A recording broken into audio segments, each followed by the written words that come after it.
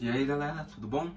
Hoje estamos aqui agora para a aula de número 9, falando mais um pouquinho aí sobre essa parte de cinemática, tá bom?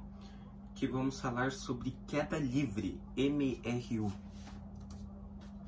Objetivos: demonstrar que o tempo de queda livre de um objeto não depende da sua massa e identificar que uma queda livre é um tipo de MUV, tá bom?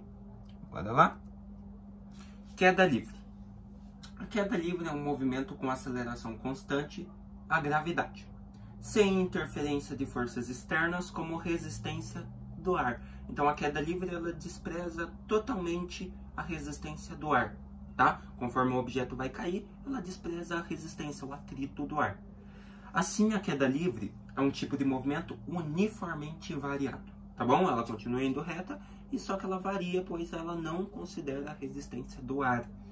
Na Terra, a aceleração da gravidade é praticamente constante no valor de 9,81 metros por segundo ao quadrado, que às vezes é arredondada para 10, né?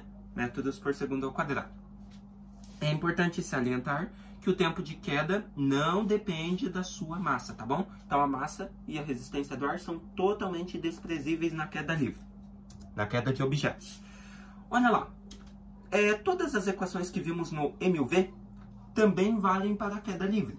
Só trocamos os símbolos das grandezas, aceleração por G, que é a gravidade, e o símbolo do espaço, o ΔS, por H. Então, nós temos ali, ó, a aceleração ΔV por ΔT, vai passar para a fórmula, a função horária da aceleração, que não deu tempo de nós ver, mas é a mesma coisa que aquela da velocidade. V igual V0 mais aceleração vezes tempo. Logo vai passar para S igual S0 mais V0 vezes T, mais AT ao quadrado dividido por 2. Simplificando a fórmula, nós ficaríamos com V ao quadrado é igual a V0 ao quadrado mais 2A ΔS. O que é essa última equação aqui? Equação de Torricelli, lembra? Velocidade final ao quadrado é igual a velocidade inicial ao quadrado mais 2 vezes a aceleração vezes ΔS, que é a distância. Isso para o MUV. Agora, nós vamos na queda livre.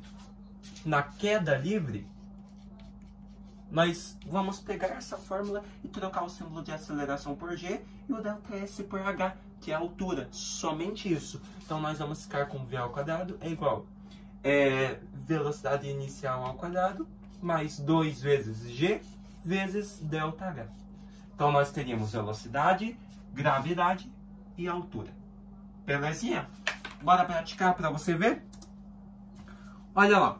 Uma pedra de 800 gramas e uma uva de 20 gramas em repouso são abandonadas de uma altura de 5 metros do chão. Então, elas estavam inicialmente paradas. E logo são abandonadas de uma altura de 5 metros. Considerando a aceleração da gravidade como 10 metros por segundo, que ele arredondou, qual o módulo da velocidade ao atingir solo? Observe o seguinte. Dados: massa da pedra, massa da uva e velocidade inicial. Velocidade inicial ela estava em repouso, então desconsidera. Não precisa da velocidade inicial, tá? Talvez a gente possa colocar na fórmula para ficar bem bonitinho, mas não precisa. Massa da pedra e massa da uva, as massas são desprezíveis na queda livre, então corta. Logo, nós só restamos com a altura inicial e a altura final, e depois a gravidade e a velocidade, que é o que nós queremos descobrir. Então, bora lá, bora utilizar a fórmula.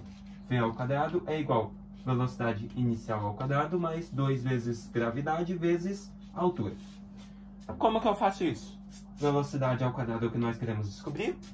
Velocidade inicial, 0, né? Se você quisesse eliminar, tudo bem, mas pode colocar 0. Mais 2 vezes gravidade, 10 metros por segundo ao quadrado. Nós arredondamos. E vezes, qual que era a altura que ele caiu? Inicialmente estava em 0 metros, depois foi para 5. 5 menos 0, 5 metros, né? Então, a altura de 5 metros.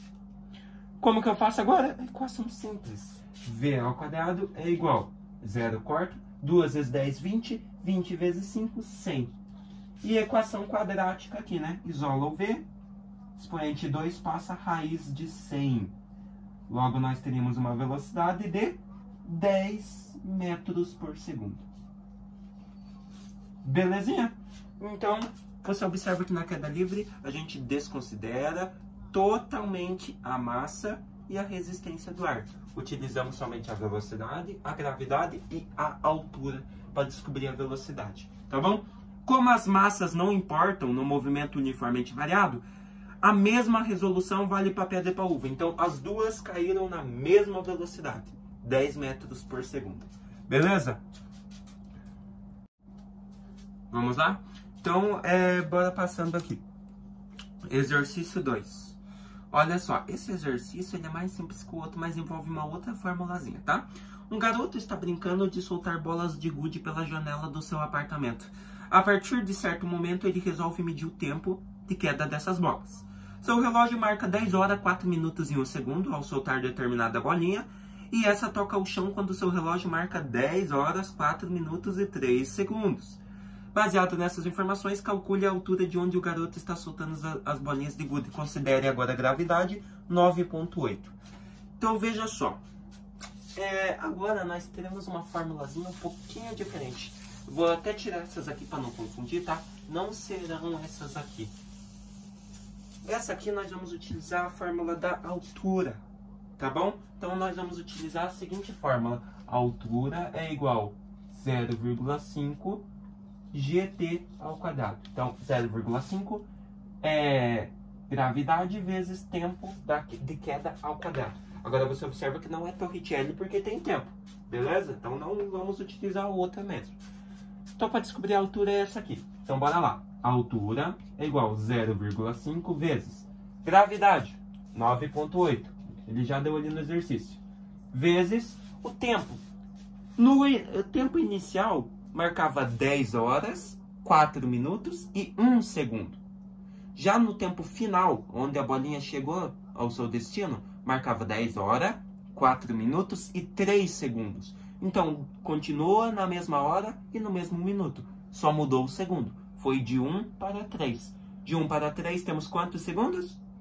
2, exatamente. Então, no lugar do t vai vir 2 ao quadrado. Belezinha? Que esse foi o tempo da bolinha de gude sair e chegar ao chão. Logo, a altura é igual a 0,5 vezes 9,8 vezes 2 ao quadrado, que é 4. Beleza? Agora, a altura é igual. Não dá para ficar fazendo os cálculos que nem eu falei, senão ocupa muito tempo. Mas vamos fazer que esse aqui é simplesinho, tá? Então, bora lá. 9,8 vezes 0,5. Aqui vai dar 40, sobe o 4, vem 0. Aqui 45 mais 4, 49. E 0 multiplicando todos esses é 0.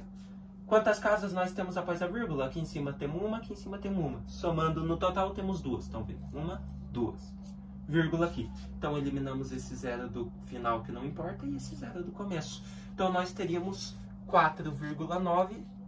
Então, multiplicação entre esses dois. E esse 4,9 vai encerrar multiplicando esse 4. Logo, a altura é igual a 4,9 vezes 4. 9 vezes 4, 36. Sobe o 3 em 6. 4 vezes 4, 16. Mais 3, 19. Quantas casas após a vírgula? Só uma aqui, né? Que é esse número de cima. Então, aqui. Teríamos, então, uma altura de 19,6 metros. Então, esse exercício, ele já envolvia essa outra formulazinha, que é a fórmula da altura.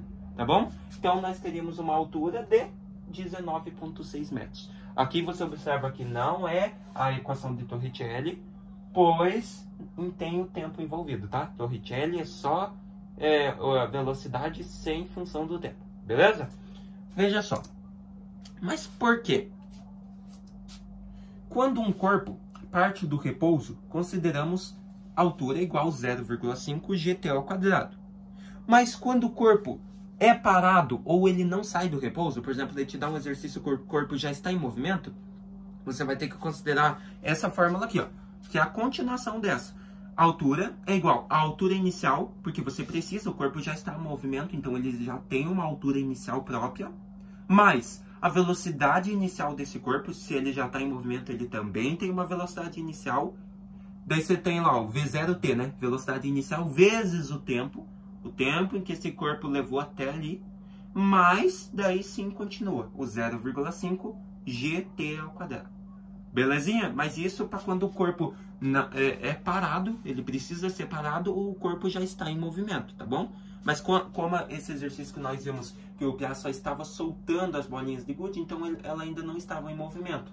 Então nós utilizamos somente essa partezinha da fórmula. Afinal, ó, 0,5 GT ao quadrado. Belezinha? Galera, queda livre é basicamente isso, é muito básico, tá? Então o que nós vimos? Vimos o conceito de queda livre e as fórmulas que a norteiam, né, no caso. Então, galerinha, quero agradecer por essa aula. Na próxima aula nós vamos ver um outro assuntinho, bem básico também, bem de boinha, que é impulso, tá? Nós vamos falar sobre quantidade de movimento e impulso, para nós encerrarmos um pouquinho essa parte de cinemática e irmos daí para a dinâmica, tá bom? Até uma próxima aula.